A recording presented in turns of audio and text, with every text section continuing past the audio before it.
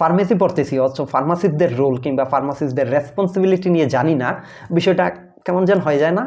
তো যাই হোক, বুঝতে পেরেছ যে ভিডিওটা কি নিয়ে। ভিডিওটা হচ্ছে রোল অফ এ ফার্মাসিস্ট কিংবা রেসপন্সিবিলিটি অফ এ ফার্মাসিস্ট, যেই নামে ডাকি না কেন সেটা নিয়ে।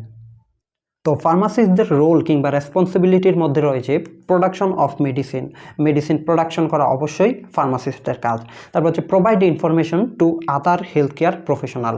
এখন আদার হেলথ কেয়ার প্রফেশনাল বলতে আছে ডাক্তার আছে, নার্স আছে, টেকনিশিয়ান আছে। তো ওনারা তো ওনাদের কাজ নিয়ে ব্যস্ত থাকে, ওনাদের এত সময় থাকে না যে একটা মেডিসিনের সর্বশেষ অগ্রগতি কি, বিভিন্ন ফিল্ডে কতটুকু উন্নয়ন ঘটলো, কোন মেডিসিনটার কি পরিমাণ ইফেক্টিভনেস বাড়লো কমলো, এই সকল বিষয় নিয়ে মূলত আপডেট যে ইনফরমেশন আছে সেই ইনফরমেশনটা প্রোভাইড করে থাকে ফার্মাসিস্টরা বিভিন্ন হেলথ কেয়ার প্রফেশনালদের। তারপর হচ্ছে response to patient at symptom, অর্থাৎ পেশেন্ট বিভিন্ন ধরনের তার শরীরে বিভিন্ন ধরনের সিমটম দেখা দেয়, বিভিন্ন কিছু দেখা দেয়, তখন সবার শুরুতে যার কাছে যায় তার হচ্ছে ফার্মাসিস্ট। যদিও বাংলাদেশে এটা হয় না, তো যাই হোক অন্যান্য দেশে সবার প্রথমে ফার্মাসিস্টের কাছে যায়, কারণ ফার্মাসিস্ট হচ্ছে অ্যাভেলেবেল সেখানে। তো গিয়ে ওনারা এসব কথা বলে, তারপরে ফার্মাসিস্ট সেই অনুযায়ী ওনাদেরকে পরামর্শ দিয়ে দেখে, সেই অনুযায়ী রেসপন্ড করে থাকে। তারপরে হচ্ছে advice on using OTC drug.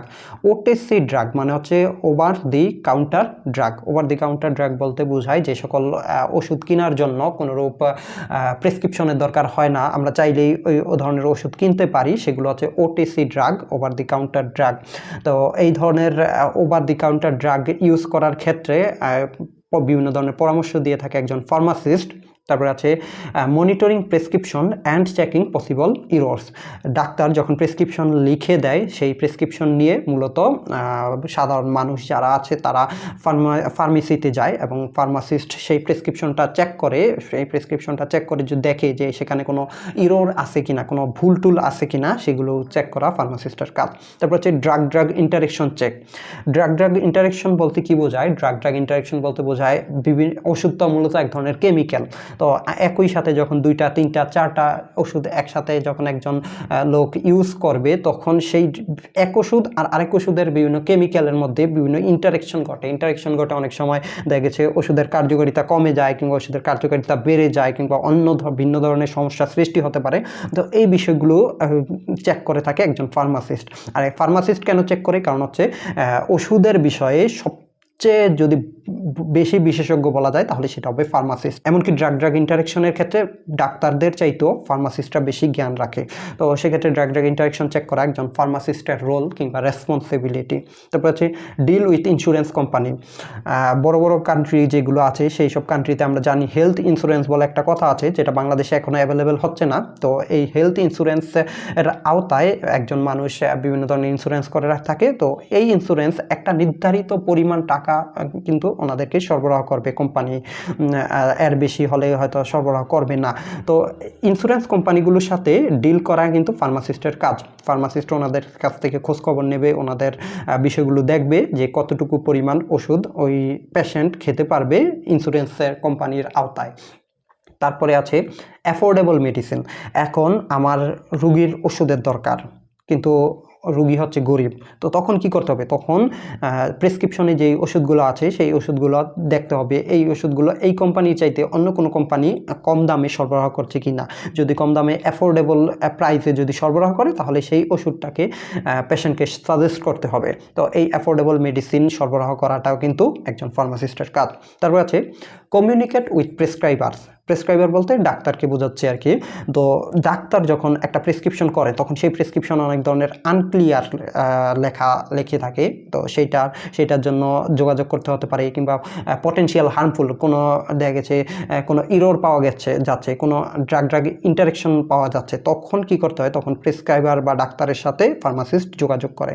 এখন বাংলাদেশে হলে এই বিষয়টা কীরকম হবে? ডাক্তার হয়তো ইগো ধরে বসে থাকবে যে না, আমি যেটা করছি সেটাই সঠিক, কারণ বাংলাদেশে কিন্তু ডাক্তারদের ভুল চিকিৎসার জন্য তেমনভাবে কোনো শাস্তি হয় না। কিন্তু যদি আমরা অন্যান্য দেশগুলোতে দেখে থাকি, যে সকল দেশ চিকিৎসা ক্ষেত্রে উন্নত, ওইসব দেশে ডাক্তার যদি ভুল করে তাহলে ডাক্তারের একটা বিরাট অঙ্কের টাকা জরিমানা হয়, কিংবা জেল খাটতে হতে পারে, শাস্তি হতে পারে। ওনার লাইসেন্স হয়তো 5 বছরের জন্য, 10 বছরের জন্য, কিংবা আজীবনের জন্য লাইসেন্স বাতিল করে দেওয়া হতে পারে। তো সেক্ষেত্রে সেই সকল দেশে যখন ফার্মাসিস্ট ডাক্তারের সাথে কথা বলে, তখন ডাক্তারও খুশি হয় যে না, আমার হয়তো একটা বিপদ থেকে বেঁচে যাচ্ছি। তো এই ধরনের বিষয়গুলো কাজ করা হচ্ছে ফার্মাসিস্টের কাজ।